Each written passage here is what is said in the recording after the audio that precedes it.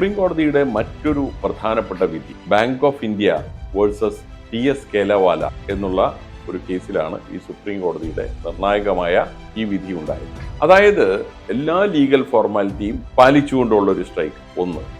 രണ്ട്, വളരെ ജസ്റ്റിഫയബിൾ ആയിട്ടുള്ള ഒരു സ്ട്രൈക്ക്, അതിന് മാറ്റം വരുത്തിക്കൊണ്ട് അതിനൊരു ഫുൾ സ്റ്റോപ്പ് ഇട്ടുകൊണ്ട് നോ വർക്ക് നോ പേ എന്നുള്ള പ്രിൻസിപ്പിൾ എസ്റ്റാബ്ലിഷ് ചെയ്യുന്ന 1990. അപ്പോൾ ബാങ്ക് ഒരു സർക്കുലർ ഇറക്കി, നിങ്ങളിങ്ങനെ അര ദിവസത്തെ സമരം മോർണിംഗ് സെഷനിൽ നടത്തുകയാണെങ്കിൽ ഉച്ച കഴിഞ്ഞ് ആരും ജോലിക്ക് ഹാജരാകേണ്ട ആവശ്യമില്ല, because there is no work. അപ്പൊ ആ ഒരു കേസിലാണ് സുപ്രീം കോടതി പറഞ്ഞത്, സമരമാണോ അത് ലീഗൽ ആയിക്കോട്ടെ ജസ്റ്റിഫയബിൾ ആയിക്കോട്ടെ, if they have not work they are not entitled for salary.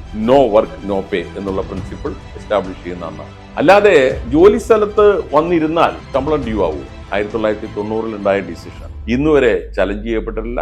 അന്നാണ് whether it is legal, whether it is justifiable, if it is a strike, if they have not work no pay എന്നുള്ള ആ principle establish ചെയ്യുന്നത് Bank of India versus TS Kelawala എന്ന 1990 കേസിലാണ്.